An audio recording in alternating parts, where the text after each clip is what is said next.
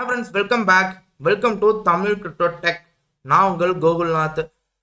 தெரியுது நீங்கள் நீங்கள் கெட்ட கெட்ட வார்த்தையில் திட்டுறது எனக்கு கேட்குது. நீங்கள் சொல்லலாம், இந்த வீடியோவில் நான் போடும்போது சொல்லியிருந்தியப்பா இந்த மாதிரி ஆல்காயினை பற்றி பேசுகிறேன்னு ஏன் பேசுகிறேன்னு நீங்கள் கேட்கலாம். அதுக்கப்புறம் இந்த வீடியோ போட்டியே ஒரு ஒரு 13 நாளைக்கு முன்னாடி இந்த வீடியோவில் கேமிங் காயின் சொல்கிறேன்னு சொன்னீங்க எங்கன்னு நீங்கள் கேட்கலாம். ஓகே, அதுக்கு கண்டிப்பாக நான் உங்ககிட்ட பகிரங்கமாக நான் மன்னிப்பு கேட்டுக்கிறேன். அது ஏன் வீடியோ போடலங்கிறதுக்கு காரணம் நான் சொல்கிறேன், உங்களுக்கு பின்னாடி சொல்கிறேன். இப்போதைக்கு ஒரு ஷார்ட் டேர்மாக நம்ம பிட்காயினோட டெக்னாலஜிஸை பார்த்துருவோம். ஓகே, இப்போதைக்கு bitcoin is a huge pump. என்னென்னு கேட்டால் 51,000 போன வாரத்தில் இருந்தது 52,000 இருந்தது கிட்டத்தட்ட இப்போ 64 வரைக்கும் போயிருக்கு. ஆக்சுவலி நான் போன வீடியோ என்ன சொல்லியிருந்தேன்னா, எக்ஸ்பெக்ட் பண்ணதுங்கிறது மேபி 55,000 வரைக்கும் போயிட்டு திருப்பி கீழே வந்துடும், 55 இல்லை 56 கூட போகுங்கிற மாதிரி நினச்சேன். பட் பிட்காயின் $64,000 வரைக்கும் போயிருக்கு.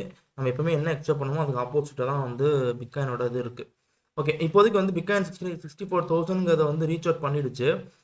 அது பழைய ஆல் டைம் ஐ.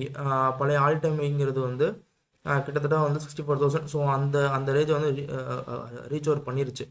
ஏன்னா இது இந்த அக்டோபர் மாதம் 69 போச்சு. ஸோ இதை நான் எடுத்துக்கல, நான் பழைய ஆல்டைமே தான் எடுத்துக்கிறேன். ஏன்னா இது உங்களுக்கு புல் ட்ராப் பண்ணுது இது. ஸோ இதை நான் எடுத்துக்கல, இதை நான் எடுத்துக்கிறேன். அப்போ 64,000 பிட்காயின் ரீச் பண்ணிடுச்சு. ஓகே, இப்போதைக்கு பார்த்தீங்கன்னா பிட்காயின் 40,000 வரும். ஏன்னா இப்போ நம்ம ஆக்சுவலி எப்போவுமே என்ன பிளான் நடக்கும்னா, ஆல்விங் அப்போ தான் பிட்காயின் டவுன்ஃபாலில் போகும். இந்த மார்ச் மாதம் இந்த இந்த டைம் தான் பிட்காயின் எல்லாமே இந்த ஆல்விங் வரைக்குமே ஒரு அக்குமுலேட்டிங் பீரியட் ஆஃப் டைம் எடுக்கும். அப்போ தான் பை பண்ணுறதுக்கான டைம் இருக்கும். ஆனால் எப்பயுமே ஆல்விங்க்கு முன்னாடி அந்த ஆல் டைம் வரைக்கும் போயிடும். 2019 பிட்காயின் அதோட ஆல் டைம் வரைக்கும் போச்சு. அதாவது 20,000 ஆல் டைம்னா கிட்டத்தட்ட 50,000 வரைக்கும் 2019 போச்சு. நான் என்ன எக்ஸ்பெக்ட் பண்ணேன்னா, மேபி 64ங்கிறப்ப 57லேருந்து உங்களுக்கு கீழே செல்லிங் ப்ரெஷர் ஆரம்பிச்சிரும். அதுக்கப்புறம் டிமாண்ட் ஜோன் எடுத்து கீழே வரும். கீழே ஒரு இடத்துல அக்குமேட் ஆகும். இந்த இடத்துல எப்படி அக்குமேட் ஆச்சோ திருப்பி கீழே இந்த இடத்துல அக்குமேட் ஆகும். அப்போ உங்களுக்கு டாமினன்ஸ் ஆல்விங்னால பையிங் ப்ரெஷர் ஃபுல்லாக பிட்காயினில் இருக்கனால அப்போ டாமினன்ஸ் இன்னும் கொஞ்சம் இன்க்ரீஸ் ஆகும். அப்போ ஆல்காயின்லாம் கொஞ்சம் ப்ளீட் ஆகும். ஸோ இதுதான் நான் யோசிச்சு வச்சுருந்தது. பட் நம்ம 55 56 நான் எக்ஸ்பெக்ட் பண்ணேன். பட் அது 64 வரைக்கும் போயிருக்கு. இதுக்கு முக்கியமான காரணம் என்னன்னு கேட்டால், ஃபஸ்ட்டு எல்லாரும் இடிஎஃப்னு சொல்லுவாங்க. பட் அதுக்கு இன்னொரு காரணம் இருக்குது. என்னென்னு கேட்டால் பிட்காயின் எப்பவுமே அதோட ஆல் டைமை உடைக்கவே உடைக்காது. ஆனால் ஃபஸ்ட்டு டைமாக இந்த வாட்டி அதோட ஆல் டைமை உடைச்சிருக்கு. அப்போ நம்ம எந்த அளவுக்கு ரப்பர் பேண்டை இழுத்து நம்ம அக்குமேட் ஆகி விடுறோமோ, இழுத்து பிடிச்சிட்டு விடுறோமோ அந்த அளவுக்கு அது மேலே போகும்ல. ஸோ அதுதான் இங்கே எனக்குள்ள ஆயிருக்கு. அதாவது $16,000 பிட்காயின் அந்த இடத்துல 2022 அக்குமேட் ஆனனால இங்கேருந்து போனதுங்கிறது 55 52 57 நின்று கீழே வந்திருக்கணும். ஸோ இதுதான் செல்லிங் ப்ரெஷர் ஸ்டார்ட் ஆயிருக்கணும், கீழே வந்திருக்கணும். ஆனால் இந்த இது கீழே போனால இங்கே இங்கே இங்கே கீழே போனங்கிற ரேஞ்ச் இருந்துச்சுல, இந்த இதை உடச்சிச்சுல, அதே மாதிரி இந்த இடத்தையும் உடச்சிருக்கு.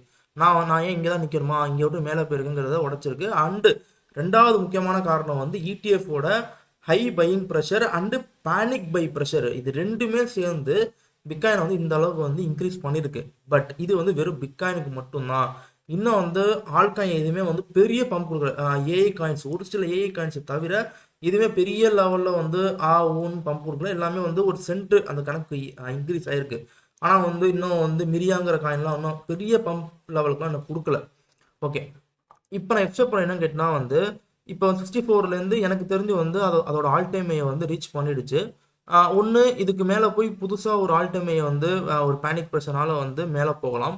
அப்படி இல்லாத பட்சத்தில் இங்கேருந்து செல்லிங் ப்ரெஷர் ஸ்டார்ட் ஆகும் பட்சத்தில் கீழே வந்தால் நான் ஓகே 32,000 கண்டிப்பாக தான் மேலே போகும். அதுக்கப்புறம் 36,000 தான் மேலே போகும் அப்படிலாம் சொல்ல விரும்பல. என் சைக்காலஜி சார்ட்னா வீடியோ போட்டேன், அப்படின்னு நான் சொல்லிட்டேன். புல்டோட ஃபர்ஸ்ட் ஃபேஸ் எடுக்கணும்னு நான் சொல்லிட்டேன். இப்போ செகண்ட் ஃபேஸ் ஸ்டார்ட் ஆகிடுச்சு. ஆல்விங்க்கு அப்புறம் தேர்ட் ஃபேஸ் ஸ்டார்ட் ஆகும். இப்போ செகண்ட் ஃபேஸ் ஸ்டார்ட் ஆகிடுச்சுன்னு சொல்லிட்டாங்க. இப்போ மார்க்கெட் ஏற்ற மாதிரி நம்ம மாறிக்கணும். எப்படின்னு கேட்டால் இப்போ பிட்காயின் கீழே ஒரு இடத்துல அக்குமேட்டிங் கண்டிப்பாக எடுக்கும். ஏன்னா கரெக்ஷன் வராமல் கண்டிப்பாக போகாது. ஆனால் அந்த கரெக்ஷன் இனிமேல் எப்படி இருக்குன்னு கேட்டால் லாங் டேர்மாக இருக்காதுங்கிறது தான் இங்கே சொன்ன விஷயம். அதாவது இப்போ மேலே போயிட்டு இந்த இடத்துல அக்குமேட் ஆயிருக்குல்ல, இந்த அக்குமேட் ஆனதுங்கிறது ரொம்ப கம்மியான மந்த் மட்டும் தான் இங்கே அக்குமேட் ஆயிருக்கு. ஸோ அப்போ இது என்ன சொல்லுதுன்னா, இந்த மாதிரி வந்து நான் வந்து இனிமேல் ரொம்ப கீழே போக மாட்டேன். நான் வந்து அக்குமேட்டிங் வந்து ஒரு ஒரு 3 வீக்ஸ் ஆர் அந்த ரேஞ்சிலே நான் வந்து திருப்பி வந்து பெரிய பம்ப் கொடுத்துட்டோம்னா இந்த இந்த இடத்த சொல்லுது.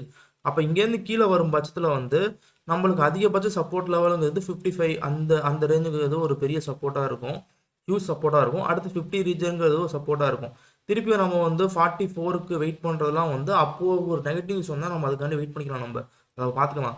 ஆனால் என்னையை பொறுத்த வரைக்கும் நம்ம இங்கேருந்து ஒரு ஒரு கீழே வந்து ஒரு ஒரு பேஸ் ஃபார்ம் பண்ணும்ல, அந்த பேஸ்மெண்ட்லேருந்து நம்ம ஆல்காயினை வந்து டிசிஏ பண்ணுறது பெஸ்ட்டு.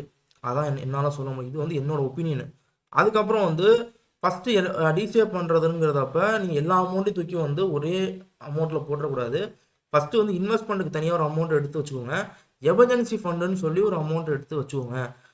நீங்கள் வந்து உங்களுக்கான எமர்ஜென்சி ஃபண்டை வந்து எங்கே கொடுக்கணும்னா, உங்களோட ஒஸ்கேஸ் சினாரியோங்கிறது எதுன்னு கேட்டால் 42, அதுக்கப்புறம் ரெண்டாவது ஒஸ்கேஸ் சினாரியோங்கிறது வந்து 35, மூணாவது ஒஸ்கேஸ் சினாரியோங்கிறது 32. ஸோ இந்த ரேஞ்செல்லாம் ஒஸ்கேஸ் சினாரியோன்னு சொல்லுவாங்க. இப்போ வந்து வாரங்கள் ஒரு 2 வாரம் 3 வாரம் போகுதுன்னா இது கொஞ்சம் மேலே ஏறும். அப்போ கணக்கு வச்சு பார்த்தா ஒரு 45,000ங்கிறது வந்து ஒரு ஒஸ்கேஸ் சினாரியோ இருக்கும். ஃபஸ்ட்டு ஒஸ்கேஸ் சினாரியோ மேபி இங்கேருந்து கீழே வருது, ஒரு கரெக்ஷன் எடுத்து இந்த 45 சப்போர்ட் எடுக்குது, ஸ்ட்ராங்கான சப்போர்ட்டுக்காண்டி கீழே வந்து இங்கே ஒரு டிமாண்ட் ஜோனை உருவாக்குது. அப்படிங்கிற பட்சத்தில் இங்கே வந்து ஒன்று உங்களோட டிசிஏ பண்ணுற இடத்துல நீங்கள் வந்து டிசிஏ பண்ணுற அமௌண்ட்டை வச்சு ஒரு டிசிஏ பண்ணிக்கலாம். அதே நேரத்தில் நீங்கள் எமர்ஜென்சி ஃபண்டை தனியாக எடுத்து வச்சுருப்பீங்களே, அதுலேருந்து ஒரு 40% ஆர் 50% எடுத்து இங்கே நீங்கள் வந்து ஆல்காயினை நீங்கள் வாங்கிடலாம். அதுக்கப்புறம் வந்து சரி இதையும் உடச்சிட்டு கீழே வரும் பட்சத்தில் இந்த இடத்துல வரும் 36 இல்லை 38, ஸோ அந்த மாதிரி வரும் பட்சத்தில் ஆல்காயின்லாம் இன்னும் வந்து ப்ளீட் ஆகிடும். அப்போ உங்களுக்கு வந்து இந்த இடத்துல வந்து அந்த எமர்ஜென்சி ஃபண்டை வந்து திருப்பி வந்து ஒன்று ரீஃபில் பண்ணணும். அப்படி இல்லை என்னால் முடியலன்னா அப்போ இந்த 50% நீங்கள் இங்கே போட்டிங்களே, திருப்பி இருக்க 50%ல் வந்து ஒரு 30% வந்து இங்கே நீ ஏதாவது ஒரு காயின், ஒரு நல்ல ஆல்காயினை பிரித்து 2 ஆல்காயினை வாங்கி வச்சிடணும். ஸோ அப்போ வந்து உங்களுக்கான ஆவரேஜான அமௌண்ட் டிசி அமௌண்ட்டுங்கிறது ஒரு பெஸ்ட்டான ப்ரைஸுக்கு வந்து நல்ல ஆல்காயின் கிடைக்கும். ஸோ அதான் வந்து இன்னமேல் இருக்கிற நம்ம அதான் பண்ணணும். ஏன்னா திருப்பி சொல்கிறேன், ஆல்காயின் வந்து பெருசாலாம் ஒன்றும் பம்ப் ஆகலை. இப்போதைக்கு வந்து ஒரு $1 $2 பம்ப் ஆகிருக்கலாம். ஆனால் கரெக்ஷன் வரும் பட்சத்தில் ப்ரெஷர் ஃபுல்லாக பிட்காயின் நோக்கி தான் போகும். ஸோ இப்போ வந்து பையிங் ப்ரெஷர்லாம் பிட்காயின் நோக்கி தான் இருக்கும். ஸோ நம்ம இன்னும் கொஞ்சம் டைம் இருக்குது. அதனால் வந்து அடுத்த வரப்போகிற கரெக்ஷனுங்கிறது வந்து ஷார்ட்டாக தான் இருக்கும். ஆனால் அதுவும் வந்து ரொம்ப கம்மியான வீக்ஸ் மட்டும் தான் இருக்கும். நமக்கு வந்து இன்னமேல் வந்து ஆல்காயினை பை பண்ணுறதுக்கான வாரங்கள் ரொம்ப ரொம்ப கம்மி. இனிமேல் நம்ம வந்து ரொம்ப வந்து வேகமாக வந்து நம்ம வந்து செயல்படணும். ஸோ அதுக்காண்டி நீங்கள் கேட்கலாம், அதுக்காண்டி நீ வீடியோ போகணுண்டா, நீ வீடியோ போட தான் என்னால் செயல்பட முடியும் நீங்கள் கேட்கலாம். கண்டிப்பாக நான் வீடியோ போட ட்ரை பண்ணுறேன். ஓகே, இதான் வந்து என்னோடய ஒப்பீனியனு. ஓகே, ஏன் வீடியோ போடணுன்னு கேட்டிங்களே, ஃபஸ்ட்டு முக்கியமான காரணம் வந்து மைவி3 ஆட்ஸு. ஸோ என்னடா அதுக்கும் உனக்கு என்னடா சம்மந்தம் கேட்டிங்கன்னா, அது ஒன்றும் கிடையாது. ஆக்சுவலி வந்து நான் வந்து உண்மையிலே வந்து எம்எல்எம் பற்றியெல்லாம் வந்து நான் வந்து வீடியோஸ்லாம் பண்ணியிருக்கேன். நிறைய காயினை எக்ஸ்போஸ் பண்ணியிருக்கேன். ஆனால் அந்த மைவி3ங்கிறது ஒரு எம்எல்எம் ஒரு கம்பெனி. ஆனால் ஒரு பான்சி ஸ்கீம் தான் அது. பட் அதுக்கு மக்கள் அவ்வளோ சப்போர்ட் கொடுக்குறாங்கிறப்ப வந்து எனக்கு மென்டல் ஹெல்த் வந்து பாதிக்கப்பட்டுச்சு. என்னடா இப்படி இருக்காங்க, நம்ம எவ்வளோ கஷ்டப்படுறோம். முக்கியமாக இந்த நம்ம ஏடிவிட்டி கூட வந்து சொல்லியிருப்பாரு. ஸோ அதே மாதிரி தான் எனக்கும். ரெண்டாவது முக்கியம், சரி அதை விட்டு மீறி தான் வந்து ஒரு 12 நாளைக்கு முன்னாடி வீடியோ போட்டேன். அதுக்கப்புறம் என்ன ஆச்சுன்னா வந்து துருவ் ராதேன்னு சொல்லி ஒருத்தர் இருக்கார், இந்திக்காரர். அவரை ரொம்ப நாளாக ஃபாலோ பண்ணிட்டு இருக்கேன். ஆக்சுவலி வந்து அவரை அப்போஸ் பண்ணி தான் நான் வீடியோ போட்டிருக்கேன். ஏன்னா அவர் ஒரு காயினை வந்து கிரிப்டோ காயின் ஸ்கேம் காயினை ப்ரொமோட் பண்ணார். அதை அப்போஸ் பண்ணி நான் வீடியோ போட்டிருக்கேன். பட் அவர் வந்து இந்தியா பிகேம் ஏ டிக்டேட்டர்ஷிப்னு சொல்லி ஒரு வீடியோ பண்ணார். அந்த அந்த வீடியோக்கு அப்புறம் வந்து கிட்டத்தட்ட நான் எப்பவுமே வந்து ரொம்ப சென்சிட்டிவான பர்சன். நான் பாலா படம் கூட பார்க்க மாட்டேன். அப்புறம் அந்த வெற்றிமாறன் படம் இது வரைக்கும் விசாரணை பார்த்ததே இல்லை. ஏன்னா படம் ரொம்ப மோசமாக இருக்குன்னு, மோசமாக இல்லை ஒரு மாதிரி இருக்குப்பா சொன்னாலும் நான் போய் பார்க்க மாட்டேன். பட் அந்த வீடியோ பார்த்ததுக்கப்புறம் வந்து எனக்கு கிட்டத்தட்ட வந்து ஒரு மாதிரி பயம் வந்துருச்சு. என்னடா இந்தியா, அந்த வீடியோ எல்லாம் செக் பண்ணி பாருங்கள், இந்தியா வந்து டிக்டேட்டர்ஷிப் நோக்கி போகுதாங்கிற மாதிரி அந்த வீடியோ இருக்கும். உண்மையிலே கொஞ்சம் பயம் வந்துருச்சு எனக்கு.